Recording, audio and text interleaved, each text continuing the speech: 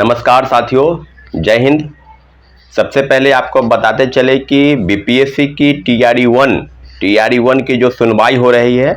उसकी 4-5 सुनवाई लगभग हो चुकी है। आप सबको पता है कि कंप्यूटर साइंस के मामले में जो 8 सप्ताह का समय दिया गया है उस पर हलफनामा बीपीएससी और आयोग को सरकार के समक्ष जो चीज़ें गई हैं वो कोर्ट में दाखिल करने हैं।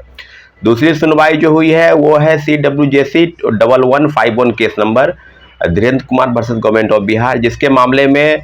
जो चीज़ें सामने हैं, पहले 8 फरवरी को सुनवाई हुई थी, 8 सप्ताह का समय दिया गया था।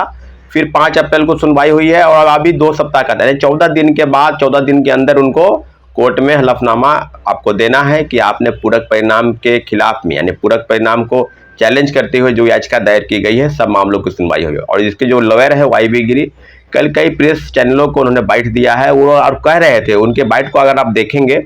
समझेंगे तो वो स्पष्ट तौर पर कह रहे थे कि ये छात्रों अभ्यर्थियों ने जो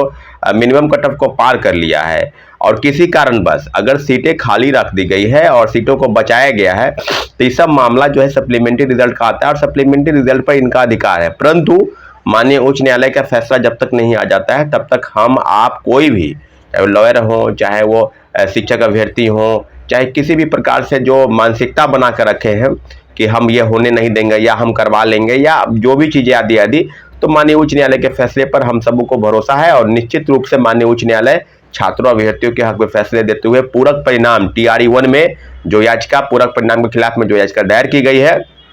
सब मामलों की सुनवाई करते हुए निश्चित रूप से वह फैसला आपने सुनाएगा। आने वाले समय में आपको बताते चले कि TRE 1 से लेकर जो मामला TRE 2 तक बढ़ा है, आप सबको पता है कि बीपीएससी ने जो पूरक परिणाम के लिए जो शिक्षा विभाग से सूची मांगी थी और शिक्षा विभाग ने लगभग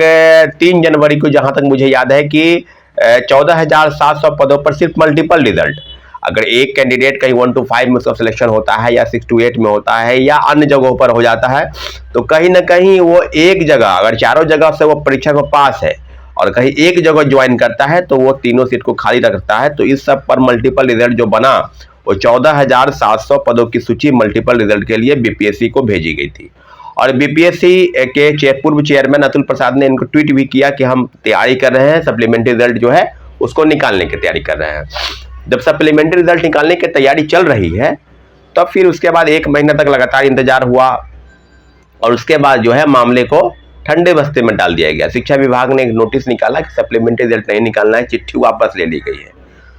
तो अब आप समझ लीजिए कि चिट्ठी के एवज में जो निकाले गए नोटिस, उसके लिए हम लोगों ने निश्चित रूप से माननीय उच्च न्यायालय के शरण में जाने का फैसला किया है। और TRE 2 में भी दर्जनों याचिका दायर होने के कुछ मामला भाषा की अर्हता को लेकर कि हिंदी के जगह पर उर्दू की जगह पर अंग्रेजी क्यों, क्योंकि सब मामले अब बिल्कुल अब खुलासे हो गए हैं। तीसरे फेज की बहाली में जो भंडाफोड़ हुआ कि प्रश्न पत्र मुहैया कराया गया, तो सिर्फ GS के प्रश्न पत्र मुहैया कराए गए, लोगों को रटवाया गया, पहले ही परीक्षा के शुरू होने के 1 दिन पहले ही दिया गया। तो शायद हिंदी का प्रश्न पत्र, उर्दू का प्रश्न पत्र, अंग्रेजी का प्रश्न पत्र नहीं दिया गया होगा, तो हो सके मिनिमम कट ऑफ को पार नहीं कर लाते वो लोग तो फेल कर जाते हिंदी वाले पेपर में भाषा अर्हता को, तो भाषा अर्हता को समाप्त कर दिया गया। और अतुल प्रसाद जी का ट्वीट था कि शिक्षक बनने के लिए भाषा का जानकार होना जरूरी है। TRE 1 में जरूरी था, TRE 2 में जरूरी नहीं था। ये लोग जो खेल के बीच में जो नियम बदले हैं वो सारे नियम इस ताक पर रख दिए गए कि सरकार की बहाली बिल्कुल भ्रष्टाचार के लिए, बिल्कुल पैसा उगाही के लिए, और जिस प्रकार से खेल TRE 1 और TRE 2 दोनों में हुआ उस सारे मामलों का पर्दाफाश तीसरे फेज की बहाली में हो गई है। लेकिन हम लोग आर्थिक अपराध इकाई के कई मामलों पर हम लोग संज्ञान अगर देखते हैं तो उन्होंने उद्भेदन किया है, चाहे सिपाही भर्ती हो, चाहे बीपीएससी 67वीं पेपर लीक कांड हो। लेकिन ये जो अभी शिक्षक बहाली के पेपर लीक कांड है, आर्थिक अपराध इकाई कहाँ तक पहुंची है मामले को, क्योंकि 2 दिन 4 दिन 5 दिन पर कुछ न कुछ इनपुट आउटपुट आते रहता है। तो अब कहाँ तक मामला पहुंचा है, क्या क्या सरकार की तरफ से हो रहा है, सरकार की पूरी सिस्टम तो अब चुनाव में लगी है, लोकसभा के आम चुनाव होने वाले हैं। तो हम लोगों का जो कर्तव्य बनता है कि दूसरे फेज की बहाली में सप्लीमेंट्री रिजल्ट को लेकर इसके पहले भी 3 बैठक हो चुकी है, यानी याचिका दायर करनी है। 14,700 पदों के लिए सूची भेजकर रोक देना, इन सारे के लिए जो चैलेंज होगा पूरक परिणाम को लेकर उसमें है कि आपने 92-93 हज़ार लोगों को नौकरी दी, उसमें से भी लगभग 12-13 हज़ार नियोजित शिक्षक हैं। तो फिर आपने 1,20,000 की जो बहाली निकाली उसमें मिनिमम कट ऑफ को पार कर लेना, एज रिलैक्सेशन के मामले में एज जो है उसको बैरियर बताना, तो कई चीज़ें हैं जिसको लेकर सरकार गंभीर नहीं थी। तो माननीय उच्च न्यायालय जाने का फैसला हुआ, चाहे वो TRE-1 में है और TRE-2 की जो याचिका है उसकी तैयारी चल रही है और लगभग तैयारी पूरी है। कुछ लोग पिटिशनर बनना चाहते हैं, नहीं बनना चाहते, सब मामलों पर आपको पता है कि इसके पहले भी 3-3 बैठक हो। अगर किसी को बनना है पिटिशनर तो आप नंबर पर कॉल करें और बैठक अगली एक और बैठक होगी, उसमें अगर हो सके तो आप आएंगे, लेकिन जल्द से जल्द बैठक होने वाली है।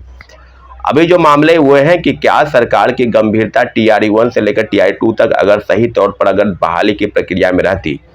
तो कोर्ट जाने की कोई ज़रूरत नहीं थी। मुझे लगता है कि सरकार अब इस मामलों को बिल्कुल अब नहीं सुनना चाहती है, चाहे अब पहले महागठबंधन के नेता हों, चाहे आज जो है NDA के 2 प्रमुख नेता, चाहे सुशील मोदी की बात करें, चाहे विजय सिन्हा की बात करें, चाहे सम्राट चौधरी की बात करें, चाहे अन्य प्रवक्ता या जो विधायक या सांसद हैं, कोई बात को सुनने वाला नहीं है। अब सब लोग आप बात को मान के चलिए कि अब हम लोगों की पूरी जो कवायद है वो माननीय उच्च न्यायालय के फैसले पर टिकी है। TRE-1 में भी निश्चित रूप से फैसला छात्र हित में आएगा और TRE-2 में भी जो याचिका दायर होगी हूबहू TRE-1 की तरह ही फैसला आएगा। इसलिए जितने भी शिक्षक अभ्यर्थी मेरी बातों को सुन रहे हैं या समझ रहे हैं वो इस बात को मान के चले कि हम लोगों को न्याय मिलेगा। माननीय उच्च न्यायालय के फैसले पर पूरा भरोसा रखिए और आने वाले समय में जो 14 दिन का समय दिया गया है उन सब मामलों पर आपको सुनवाई होगी और कई ऐसे मामले हैं जिसकी सुनवाई अभी होनी बाकी है। इसलिए इंतजार करें TRE-1 के विद्यार्थी और TRE-2 में भी जो याचिका दायर होने वाली है, लगभग तैयारी पूरी हो चुकी है, उन सब मामलों पर सुनवाई होगी। ठीक है साथियों।